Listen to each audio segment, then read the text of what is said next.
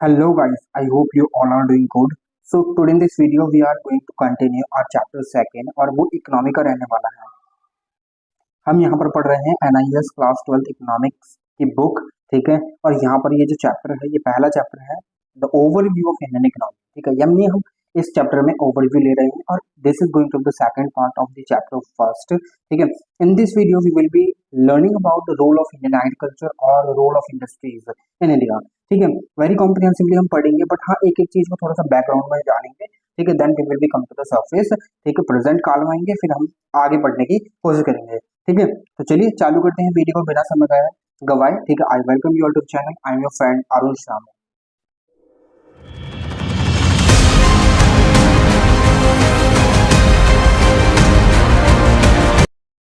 Now, before we proceed with the class or before we proceed with the content in this video, first thing that I would like to clear here only, ठीक है। तो यहाँ पर एक चीज मैं आपको बता देता हूँ कि देखिए माइक में आई नो कि voice is not that much clear that was coming in the previous videos, ठीक है। तो यहाँ पर वॉइस जो है इशू ये है कि I am recording with the phone mic, ठीक है, with my phone mic, so that is why voice is not clear. I will be adding certain things as well so that कि आपको voice clear आए इन the upcoming videos, ठीक है ना। One thing that you need to do, you have to subscribe to the channel if you really like the video, like तो आप video को like कर सकते हैं और अपने दोस्तों के साथ भी शेयर कर सकते हैं, ठीक है। तो चलिए, अब हमने हमारे प्रीवियस चैप्टर में we have learn about the features of the Indian economy. Now the role comes about the Indian agriculture, ठीक है, और industries. What has been the role of Indian agriculture and the industrial sector in our economy, ठीक है। नाउ before we learn about these two particular sectors, now you have to distinguish between these two sectors as well before we learn about these two sectors, ठीक है।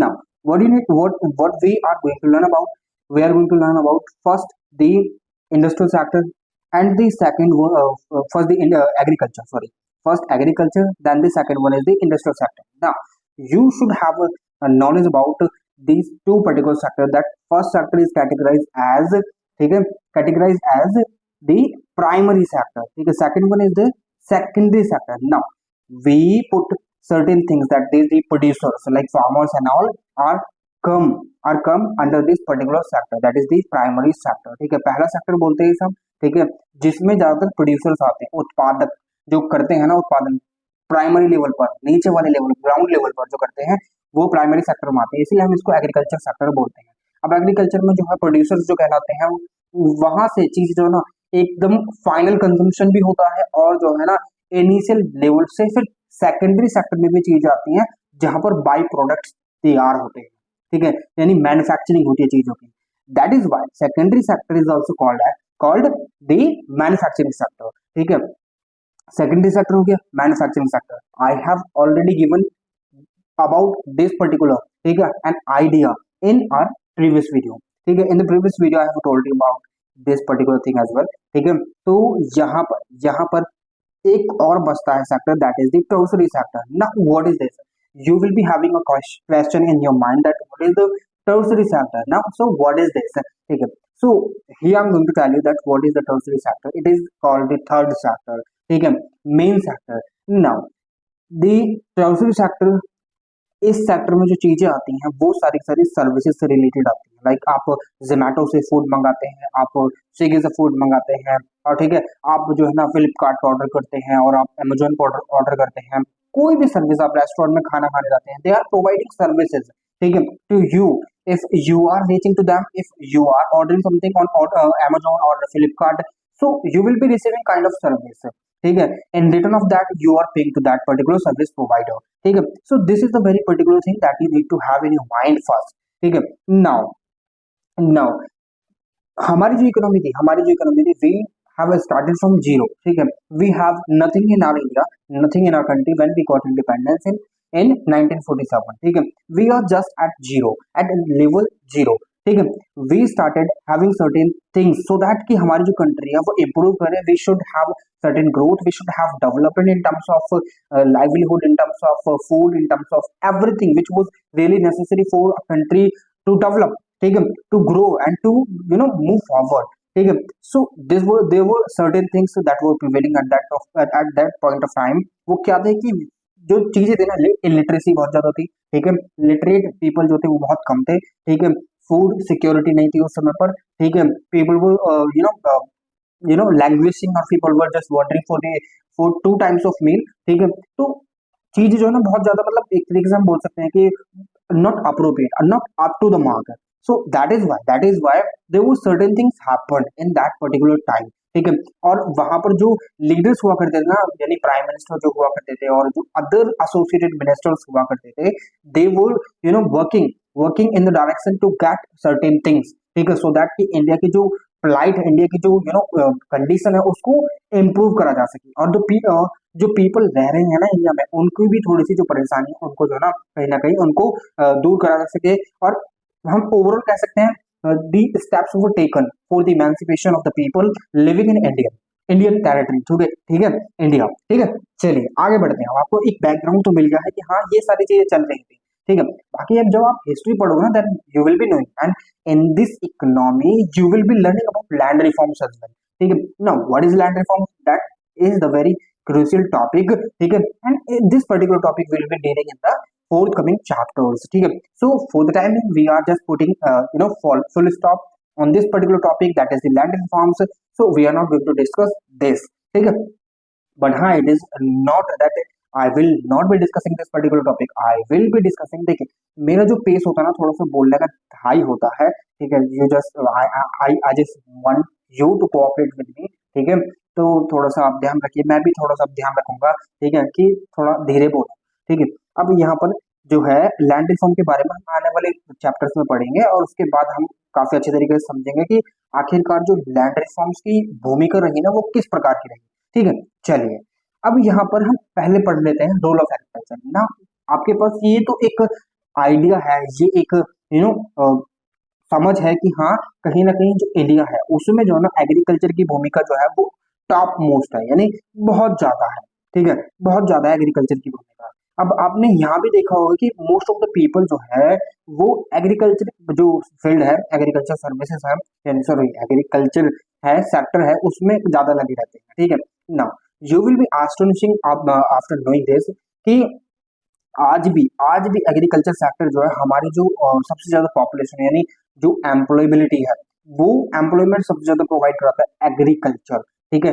यानी यानी हम कह सकते हैं कि इंडिया आज भी एक एग्रेरियन इकोनॉमी है, India is just moving towards becoming the hub of manufacturing sector, but right now we can not say that India is fully a hub of manufacturing sector, ठीक है, as the China is, ठीक है। अब China तो देखिए है, China की तो बात हम करेंगे ही नहीं, चाइना किसी दिन हम चाइना को एक्वायर कर लेंगे और चाइना को भी इंडिया बनाएंगे, ठीक है।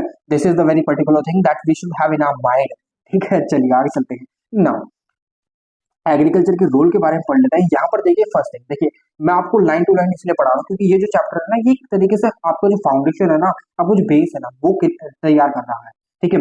Then we will be moving with certain pace, ठीक है, इन फोर्थ कमिंग और in the upcoming chapter, so that कि आपको जब बिल्डिंग चढ़े तो बेस लड़खड़ाए, ठीक है, base should not be shaken, should not be shaken, so that when the construction is going on, ठीक है। चलिए आगे चलते हैं। Agriculture is one of the most important sector in Indian economy, it is supplier of the food and raw material in the country. Now it is very clear कि agriculture एक most important sector है, ठीक है, और यहाँ से ही food की supply होती है, और जो रॉ मटेरियल होते हैं ना, you people there are so many students, ठीक है, अमंग यू, ठीक है। अब यहाँ पर देखिए कुछ कुछ ये पता है कि रॉ मटेरियल, रॉ का मतलब होता है कच्चा, ठीक है, रॉ मटेरियल। अब जैसे कि मानकर चलिए you need to manufacture, you need to just cook और you need to prepare a bread, ठीक है, what you need for that, what do you need for that, ठीक है। अब उस चीज के लिए आपके पास जो है ना आटा होना जरूरी है, यानी फ्लोर, ठीक है, फ्लोर होना जरूरी है, फ्लोर, ठीक है। उसके बाद आपके पास यीस्ट होना जरूरी है, ठीक है, आपके पास ओवन होना जरूरी है, फिर उसके बाद आपके पास जो है ना इलेक्ट्रिसिटी होनी जरूरी है। So these are certain inputs, but यहाँ पर एक चीज बहुत ज्यादा महत्वपूर्ण है, विदाउट फ्लोर यानी आटे के बिना आप ब्रेड बना सकते हैं नहीं। जो आटा है, गेहूं जो है ना वो एक रॉ मटेरियल है जिससे एक फाइनल प्रोडक्ट बनेगा। आप जब ब्रेड बना लोगे फिर उसे मार्केट में सेल करोगे तो वो फाइनल प्रोडक्ट की तरह यूज भी होगा। अब आप ब्रेड बना रहे हो, अगर आप उसे खुद ही कंज्यूम कर लेते तो वहां पर वो फाइनल प्रोडक्ट आपके तक ही हो जाएगा। You are not going to take it in the tertiary sector, ठीक है। चलिए यहाँ पर ये बात समझ में, रॉ मटेरियल कच्चे माल को बोलते हैं, ठीक है। At the time of independence more than 70% of India's population depended on agriculture to earn livelihood, ठीक है। यहाँ पर ये बोला गया कि जब इंडिपेंडेंस का समय था, यानी हमारे देश आजाद हो रहा था, उस समय पर 70% पॉपुलेशन ऐसी थी जिनके पास नौकरी नहीं थी, काम धंधा नहीं था। तो 70% पॉपुलेशन जो है वो प्रोड्यूस कर रही थी, एग्रीकल्चर एक्टिविटीज में लगी हुई थी, ठीक है। अब यहाँ पर आगे चलते हैं। Accordingly the share of agriculture in the national product income was high as 56%। देखिए अब 1950-1951 में at that point of time at that period, in that period जो एग्रीकल्चर का शेयर था, इट वाज अराउंड 56 पॉइंट, और वी कैन से कि 57%, ठीक है, ऑल अराउंड बोल सकते हैं, एग्जैक्ट डेटा ना लेकर, ठीक है। चलिए 57% और 56.6% जो एग्रीकल्चर का शेयर था, ठीक है। चलिए however with the development of industries and service sector during the plan periods, ना प्लान पीरियड यहाँ पर जो ना आपको पता रहना चाहिए प्लान पीरियड का मतलब क्या है, ठीक है। एक थोड़ी सी जानकारी दे देता हूँ बैकग्राउंड में जाकर, ठीक है। ये समय है 1917 का, ठीक है। This is the time when Russian revolution took place and so many revolutionaries were there, but here one leader was there, ठीक है। उसका नाम था लेनिन, ठीक है, लेनिन था। But after Lenin the power was took over by Stalin, ठीक है। स्टालिन जो है पावर में आया था ना। स्टालिन ने क्या करा कि रशिया की इकोनॉमी को रिफॉर्म कर दिया and Stalin brought planning system लेकर आया हो, सो दैट कि जो रशिया की इकोनॉमी है ना उसको कहीं ना कहीं बदला जा सके, उसमें कहीं ना कहीं फेरबदल लेकर आई जा सके, और जो लोगों की जो डिमांड्स हैं, लोगों की परेशानियां प्रॉब्लम्स हैं, उनको सुना जा सके और अच्छे तरीके से सारी चीज चल सके। अब ये तो बात आपको बता दें कि प्लानिंग सिस्टम यहीं पर इंट्रोड्यूस करा गया था स्टालिन के द्वारा, ठीक है। अब यहाँ पर प्लान पीरियड चले थे हमारी कंट्री में भी 1951 के बाद, ठीक है। अब प्लान पीरियड चले थे 12 5 ईयर प्लान जो है 2017 तक था, ठीक है। तो 12 5 year plan we will be reading about 5 year plan as well, ठीक है। अब वो प्लानिंग जो रशिया में चले थे Australia USSR union of Soviet socialist Republic, वो यहाँ पर इंडियन गवर्नमेंट के द्वारा भी अडॉप्ट कर गए, क्योंकि यहाँ पर इंडियन गवर्नमेंट को लगा कि ना जब ये सारी चीज ऐसी हैं तो इंडियन गवर्नमेंट जो है ना कहीं ना कहीं इनकी तरफ अट्रैक्ट हुआ, और वो उन्होंने सोचा कि क्यों ना हम भी एक बार इन चीजों को इम्प्लीमेंट कर कर देखें। क्योंकि आपको यहाँ पर पता रहना चाहिए कि जो हमारी इकोनॉमी है वो मिक्स्ड इकोनॉमी है, we did not head towards the capitalist economy or socialist economy. Capitalist economy was followed by at that point of time and it is in the present as well, ठीक है। तो वहां पर होते western countries, और यहाँ पर ये जो है ना ईस्टर्न कंट्रीज वो करते थे, for example Russia, Australia, USSR, ठीक है। ये सोशलिस्ट इकोनॉमी अपनाई हुई थी यहाँ पर। तो दो भागों में वर्ल्ड बटा हुआ था ना, people having the ideas that these are the two worlds and we can either go this side or this side, but कुछ ऐसे भी थे जो ये चाहते थे कि we do not want to go either of the side, ठीक है। तो वो चाहते थे कि there should be something in addition, ठीक है। तो उन्होंने क्या करा कि एक जो है ना मिक्स्ड इकोनॉमी, और हम बोल सकते हैं नॉन अलाइंड मूवमेंट का आविष्कार करा, और यहाँ पर जो है ना हमारी गवर्नमेंट ने जो है ना कैपिटलिस्ट के आइडियाज भी उठाए और सोवियत सोशलिस्ट के आइडियाज भी उठाए, सो दैट कि the power should not be concentrated in certain hands only, ठीक है। तो इसीलिए यहाँ पर प्लानिंग सिस्टम भी आया जो हमने सोवियत यूनियन से लिया था, ठीक है। And the percentage of population depending on agriculture as well as the share of agriculture in the national product has come down, ठीक है। अब यहाँ पर जो एग्रीकल्चर का शेयर था जो नेशनल प्रोडक्ट में भी था वो धीरे धीरे कम होने लगा, क्योंकि यहाँ पर और चीजें भी तो उभर कर आ रही थे ना, इंडस्ट्रियल सेक्टर भी तो उभर कर आ रहा है। क्योंकि प्लानिंग सिस्टम में जब मैं आपको प्लानिंग पढ़ाऊंगा then you will be knowing कि जो फर्स्ट प्लान किस बारे में था और सेकंड प्लान किस बारे में था।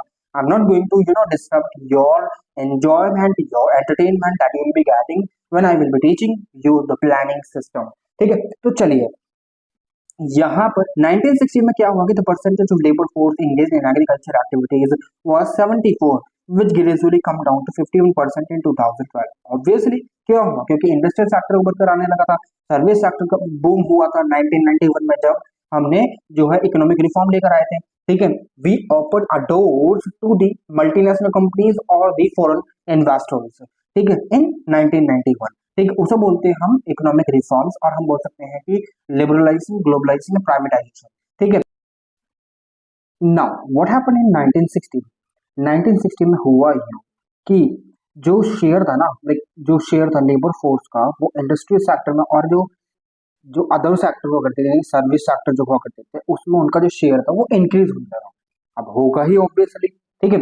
जैसे कि जो इंडस्ट्री सेक्टर था, इंडस्ट्रियल सेक्टर यानी हम बोल सकते हैं कि मैन्युफैक्चरिंग सेक्टर, यहाँ पर सेकेंडरी सेक्टर की बात करी जा रही है, उसमें 11% होने लगा, ठीक है, और जो टर्सरी सेक्टर था उसमें 15%।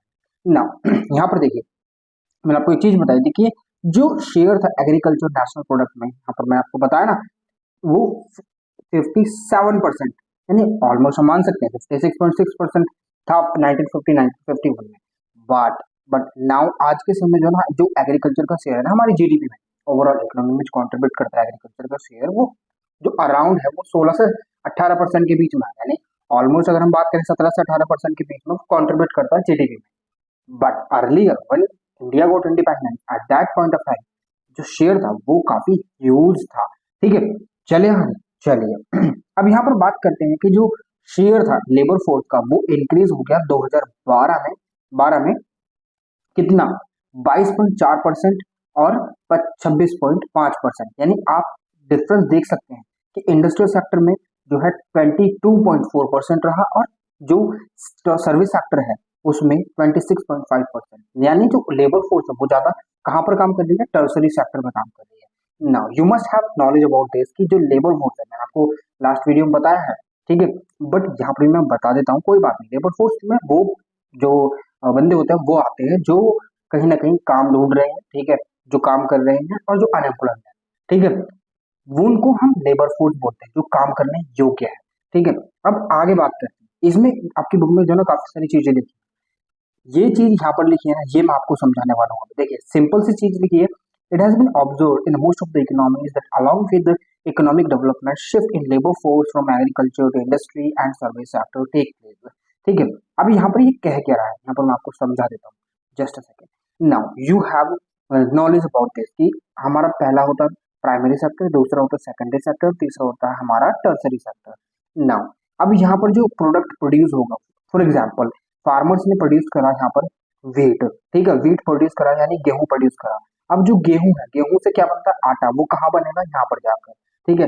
फार्मर जो अपनी जो यानी क्रॉप्स हैं, यानी जो एग्रीकल्चर प्रोडक्ट है, उसे कहाँ पर बेचेंगे, सेकेंडरी सेक्टर में, सो दैट कि यहाँ पर जो इंडस्ट्रीज लगी हुई है ना, वो वीट को कन्वर्ट करेंगे फ्लोर में, ठीक है, फ्लोर में कन्वर्ट करेंगे। अब यहाँ पर टर्सरी सेक्टर आता है, टर्सरी सेक्टर में यहाँ पर इन्होंने मैन्युफैक्चर कर दिया वीट को, पैकिंग वैकिंग सब कर दिया।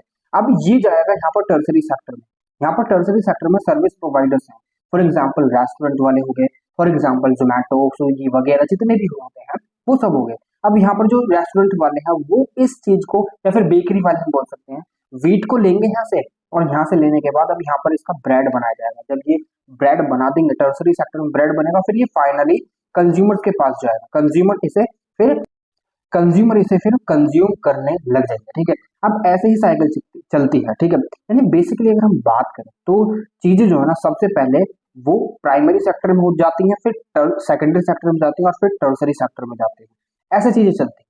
But what happened in our economy when we realise कि हाँ ये सारी चीजें ऐसे चलती हैं, वी कम टू नो कि हाँ ये सारी चीजें होती हैं, ठीक है। अब मगर हुआ क्या था हमारी इकोनॉमी में, वो प्राइमरी सेक्टर हुआ करता था, सेकेंडरी सेक्टर हुआ करता था, टर्सरी सेक्टर हुआ करता था।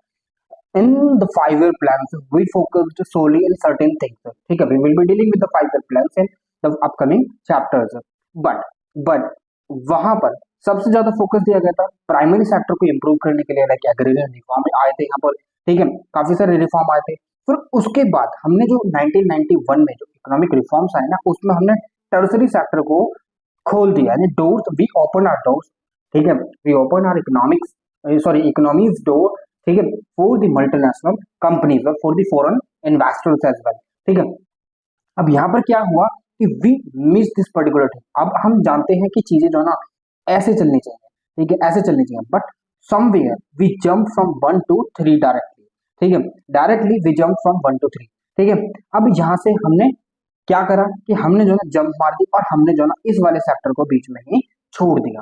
Now we did not experience economic growth with respect to the manufacturing sector. Like we did not see any kind of manufacturing things are going on.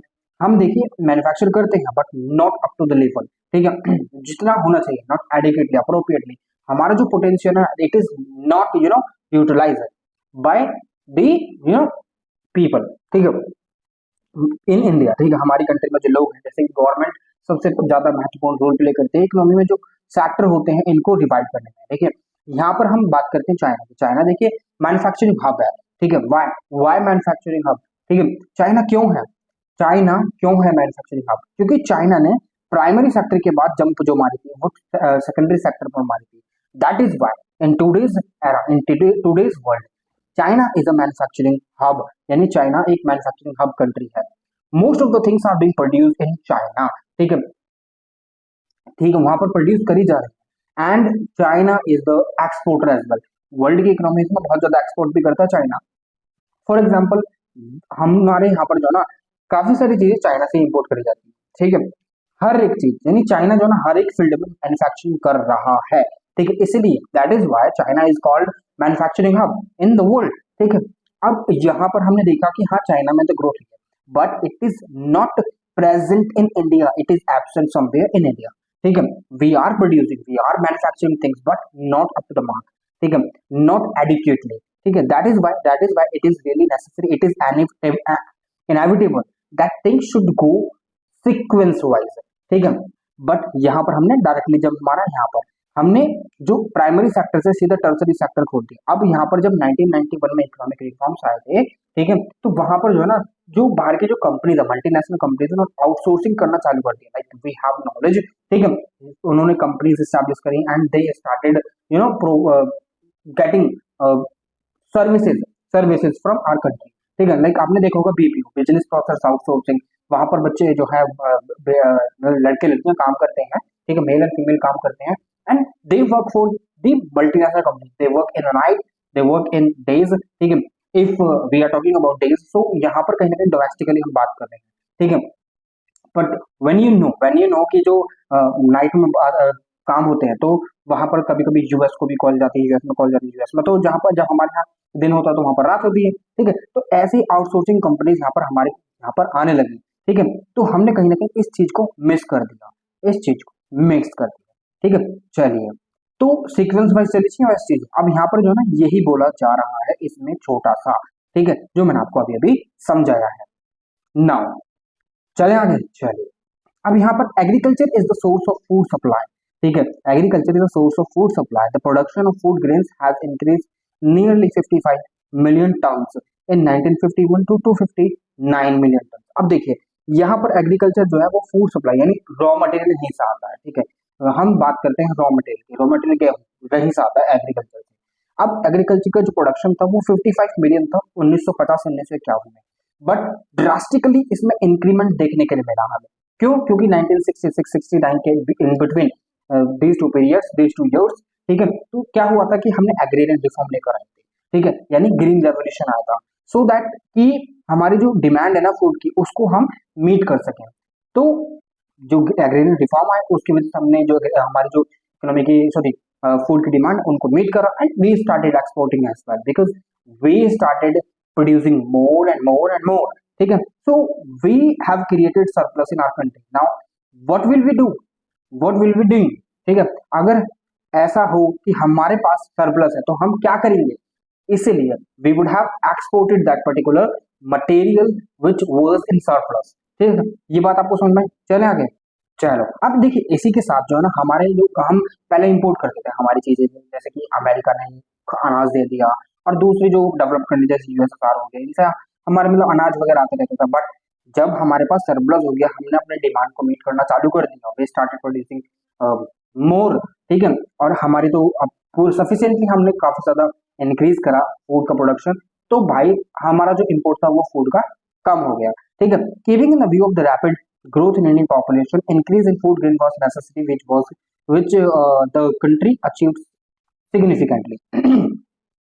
अब देखिए ये जो प्रोडक्शन यहाँ पर इंक्रीज हुआ, why, what was the factor which led to the production this much of food grains, ठीक है। तो ये चीज हमारे दिमाग में आनी चाहिए, ठीक है। This question should have come in your mind, ठीक है। अब यहाँ पर हमको यही समझना है कि देखिए हमारे को ये पता चला कि हमने धीरे धीरे जो ना हमारी कंट्री आजाद हुई तो we started focusing on certain things like agriculture, ठीक है। हमने एग्रीकल्चर इंक्रीज कर दिया, ठीक है। हमने हेल्थ हेल्थ इंफ्रास्ट्रक्चर भी कुछ थोड़ा बहुत खर्च करा, ठीक है। We spend certain amount of budget और revenue on health infrastructure as well at that point of time. तो हेल्थ भी कहीं ना कहीं इंक्रीज होगी, जब हेल्थ इंक्रीज होगी क्योंकि हमने देखा पॉपुलेशन बढ़ी थी, ठीक है, पॉपुलेशन बढ़ी थी, पॉपुलेशन इंक्रीज हुई थी, ठीक है। अब जब पॉपुलेशन इंक्रीज होती है उसमें जो हेल्थ इंफ्रास्ट्रक्चर अच्छा हुआ तो उससे क्या होगा, डेथ रेट कम हो गया और बर्थ रेट जो है वो ऊपर के साइड जाने लगा। तो हमने क्या देखा, पॉपुलेशन में राइज देखा। अब जब पॉपुलेशन बढ़ रही है तो they will also demand certain things as well, ठीक है। For example their basic food, for example food grains cereals cash crop and all, ठीक है, दे विल बी डिमांडिंग, ठीक है।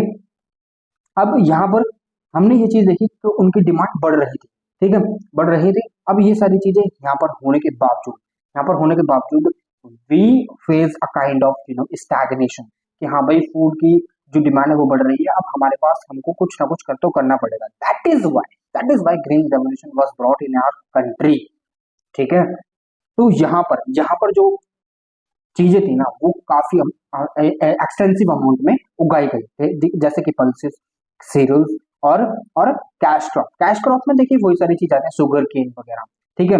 सीरियल्स और आप पल्सेस को तो जानते ही हैं, ठीक है ऑलरेडी। अब कैश क्रॉप की बात करें तो कैश क्रॉप में हमारा हो गया जैसे कि कॉटन हो गया, शुगर केन हो गया, ठीक है, जो पेरिशेबल आइटम होते हैं, ठीक है। अब शुगर केन जो है वो क्या है कि जो अगर शुगर केन आपने उगाया उसको अगर एक दिन रखिए ना तो उसमें जो कंटेंट है यानी मिठास जो है ना वो कम हो जाएगी, ठीक है। तो इसीलिए इसको पेरिशेबल आइटम में भी कंसिडर कर, पेरिशेबल जो पैरिश हो जाते हैं, ठीक है। चले आगे चलिए। अब यहाँ पर agriculture is also the major source of foreign exchange earning through export. हम एक्सपोर्ट तो करते हैं, ठीक है, मगर आज के समय में इतना एक्सपोर्ट हम नहीं करते हैं। हमारे समय में आज के समय में जो एक्सपोर्ट होता है ना वो तकरीबन तकरीबन 11% या 10% ही होता है, ठीक है। यहाँ पर तो अब फिर भी 12.3 लिख रखा है, ठीक है, 2011-2012, बट आज के समय की बता रहा हूँ जैसे कि T, sugar, tobacco, spices, cotton, rice, fruits, ठीक है। तो ये सारी चीजें हम एक्सपोर्ट करते हैं, ठीक है। चले आगे चलिए बात करते हैं अब इंडस्ट्री की। Now we have already learn कि क्या क्या चीज है एग्रीकल्चर में। Now it is the topic that is very important. तो यहाँ पर इंडस्ट्री की बात करें तो you should have this idea that now we are going to talk about secondary sector, ठीक है, यानी इंडस्ट्रियल सेक्टर की बात करने वाले हैं। इंडस्ट्री और the secondary sector of the economy is another important area of economic activity, ठीक है। After independence the government of India emphasised the role of industrialisation in the economy in the country's economic development in the long run, ठीक है। accordingly the blueprint of the industrial development was made through the industrial policy in 1956। Industrial policy लेकर आई 1956 में सो that कि industries को develop करा जा सके। तभी तो जो फूड भी अगर प्रोड्यूस करा जा रहा है उसको पैक कराकर कहीं और भेजा जा सकता है, एक्सपोर्ट करा जा सकता है। एक्सपोर्ट इन द सेंस कि इंटर स्टेट हो सकता है, इंट्रा स्टेट हो सकता है और इंटरनेशनल मार्केट में भी हो सकता है, ठीक है। चले आगे चलिए। अब ये जो पॉलिसी थी इसने एम्फोसाइज करा कि हैवी इंडस्ट्रीज को स्टैब्लिश करा जाए, पब्लिक सेक्टर अंडरटेकिंग को भी स्टैब्लिश करा जाए, ठीक है, ताकि वो अपने कहीं ना कहीं रोल को निभा सकें। और जो हमारी कंट्री में डिमांड्स क्रिएट हो रही है ना, हमारी कंट्री में जो लोग हैं वो प्रॉब्लम्स फेस कर रहे हैं, उन सारी चीजों को कहीं ना कहीं एलिवेट करा जा सके, ठीक है, यानी हम कह सकते हैं कि उनको कम करा जा सके, डिमिनिश करा जा सके, लो करा जा सके, ठीक है। Adoption of heavy and basic industries strategy was justified on the ground that it will reduce the burden on agriculture, ठीक है। बेसिक इंडस्ट्री जो है ना एग्रीकल्चर की जो बर्डन है, यानी देखिए अब यहाँ पर देखिए समझने वाली बात है क्योंकि इंडस्ट्रीज में जब इंडस्ट्रीज क्रिएट हुई तो यहाँ पर लेबर फोर्स की जरूरत पड़ेगी ना। जो लेबर फोर्स पहले एग्रीकल्चर में काम कर रही थी वो अब इंडस्ट्रीज में आकर काम करेंगे ना, तो कहीं ना कहीं एग्रीकल्चर पर जो बर्डन पहले क्रिएट हो रहा था, ठीक है, काफी प्रकार के अनएम्प्लॉयमेंट, डिस्गाइज अनएम्प्लॉयमेंट वगैरह बहुत सारे अनएम्प्लॉयमेंट के टाइप होते हैं, वो भी हम पढ़ेंगे। तो वो सारे अब कम हो जाएंगे ना, यानी बर्डन जो होता है एग्रीकल्चर पे वो कम हो जाएगा, ठीक है। इनेबल ग्रोथ में फिर बढ़ोतरी आएगी क्योंकि लोग जब इंडस्ट्रीज में काम करेंगे उनके पास पैसा होगा तो डिमांड क्रिएट होगी, ठीक है। डिमांड क्रिएट होगी तो इंडस्ट्रीज में और ज्यादा इंडस्ट्रीज क्रिएट करी जाएंगे और फिर और ज्यादा जो प्रोडक्ट है यानी जो गुड्स हैं वो क्रिएट करे जाएंगे, ठीक है। फिर उसके बाद क्या चलेगा, डिमांड एंड सप्लाई का नियम लागू हो जाएगा और ऐसी चीजें चलती रहेगी। ठीक है, तो यहाँ पर ये बहुत हेल्पफुल रहेगी एम्प्लॉयमेंट जनरेशन में भी और सेल्फ रिलायंस में भी। ठीक है, ये बात आपको समझ में आएगी। चलिए, सेल्फ रिलायंस मतलब खुद में एक सेल्फ सफिशियंसी हो। ठीक है, चलिए अब एम्प्लॉयमेंट जनरेशन, ठीक है, ये तो हमने देख लिया। अब देखिए, after the adoption of IPR, intellectual property rights, ठीक है, यहाँ पर आईपीआर का मतलब क्या है, ये इंडस्ट्रियल पॉलिसी रेजोल्यूशन है। ठीक है, आईपीआर का मतलब ये भी है, ठीक है, जो मैंने आपको बताया इंटेलेक्चुअल प्रॉपर्टी। ठीक है, अब IPR 1940 there was tremendous growth of industrialisation during second and third plan. Second and third plan अब हम पढ़ेंगे। देखिए, सेकंड प्लान यहाँ पर आया था, थर्ड प्लान यहाँ पर आया था। अब public sector contributed maximum to this growth, but towards the end of 1960 investment in industries were reduced and adversely affected the growth rate। धीरे धीरे 1960s में जो इन्वेस्टमेंट कम हो गया इंडस्ट्रीज में, ठीक है, तो फिर यहाँ पर ग्रोथ भी हमें कम देखने को मिली। बट 1980 में ये जो ट्रेंड थी ना, दोबारा से रिवर्स हुई और इंडस्ट्री दोबारा से कहीं ना कहीं रिवाइव होगी। ठीक है, और एक इंफ्रास्ट्रक्चर बेस क्रिएट कर दिया। ठीक है, जहां पर पावर, कोल, रेल, जो कहीं ना कहीं एक मच स्ट्रॉन्गर इंडस्ट्री इन्होंने क्रिएट करी थी इन तीन इंडस्ट्रियल सेक्टर में, इन तीन पर्टिकुलर सब सेक्टर्स में। ठीक है, चले आगे। चलिए अब यहाँ पर बात करते हैं, in early 1990s it was found that कि जो पब्लिक सेक्टर अंडरटेकिंग है वो अच्छे तरीके से काम नहीं कर रही है। तो यहाँ पर कुछ जो है इनका, इनमें क्या है कि मिसमैनेजमेंट, करप्शन वगैरह चल रहा होगा, तभी तो अच्छे तरीके से काम नहीं कर रही है। अब देखिए, यहाँ पर पब्लिक सेक्टर अंडरटेकिंग जब हमें पता लगा कि 1990 में ये सारी चीजें जो है अच्छी तरीके से काम नहीं कर रही, तो कहीं ना कहीं इनमें भी फेरबदल आना चाहिए। ठीक है, इनमें भी कहीं ना कहीं जो है इनका या तो मैनेजमेंट चेंज होना चाहिए। तो इसीलिए हमने क्या करा कि 1991 में जो गवर्नमेंट ने डिसाइड करा कि वो प्राइवेट सेक्टर को भी अब पार्टिसिपेट करने का मौका देगी। ठीक है, सारी दारोमदार, सारा जो बर्डन है ना वो अब पब्लिक सेक्टर यानी गवर्नमेंट के ऊपर ही नहीं रहेगा। यहाँ पर पब्लिक भी, जो प्राइवेट सेक्टर है वो भी पार्टिसिपेट करेगा इकोनॉमिक डेवलपमेंट में, ग्रोथ में, और जो पब्लिक सेक्टर है वो तो ऑलरेडी कर रहा है। ठीक है, तो यहाँ पर जो रिजिड लाइसेंस सिस्टम हुआ करता था ना, कि अगर किसी को भी पार्टिसिपेट करना है प्राइवेट सेक्टर को, तो उसको लाइसेंस लेना पड़ेगा, एक एक स्ट्रिंजेंट काइंड ऑफ सिस्टम हुआ करता था जिसके थ्रू लाइसेंस लिए जाते थे। ये सारी चीजें जो है ना 1991 में कहीं ना कहीं रिमूव करने की कोशिश करी गई और प्राइवेट सेक्टर को पार्टिसिपेट करने का मौका दिया गया, चाहे फिर वो फॉरेन कंट्रीज में मल्टीनेशनल कंपनीज हो, चाहे फिर वो हमारे इंडिया में जो जो इनके पास वेल्थ हो गए थे, वेल्थ ऑफ पीपल हुआ करते थे, उनको मौका दिया, वो भी अपनी एक भागीदारी दिखाए। ठीक है, अब इस चीज को बेटर यानी अच्छे तरीके से जब जाना गया, तो इस चीज को बोला गया लिबरलाइजेशन। ठीक है, जिसने इंटरनेशनल प्लेयर्स को भी कहीं ना कहीं कम्पीट करने के डोमेस्टिक कंट्री में मौका दिया। ठीक है, अब यहाँ पर काफी सारी चीजें फिर इंप्रूव हुई, एम्प्लॉयमेंट भी जनरेट हुआ। ठीक है, अब आगे चलकर ये जो इंडस्ट्रियलाइजेशन था ना कंट्री का, आगे बढ़ने लगा और इस मॉडल को, इस डेवलपमेंट मॉडल को कहा जाने लगा LPG model, liberalisation, privatisation and globalisation. ठीक है, अब यहाँ पर after the adoption of this new policy in 1991, यहाँ पर there has been phase of growth followed by slowdown in the industrial development process. In the early years of 1990s, there was significant growth of industrialization due to the increase in investment in infrastructure, reduction in excise duty। अब ये excise duty क्या होती है, जो हमारी country के domestic goods पर लगती है। ठीक है, और जो कस्टम ड्यूटी होती है वो बाहर से जो इम्पोर्टेड होते हैं उन पर कस्टम ड्यूटी लगती है। ठीक है, अवेलेबिलिटी ऑफ फाइनेंसेस, ये सारी चीजें थी, यहाँ पर इन्वेस्टमेंट भी था। ठीक है, और एक्साइज ड्यूटी भी कम थी, और क्या नाम है, फिर अवेलेबिलिटी, फाइनेंस भी अच्छे खासे थे, तो हमें ग्रोथ देखने के लिए मिली अर्ली फेज ऑफ 1990 के। ठीक है, तो यहाँ पर आगे चलकर क्या हुआ कि जब एंड हुआ 1990, तो ग्रोथ रेट बहुत ज्यादा स्लो हो चुका था।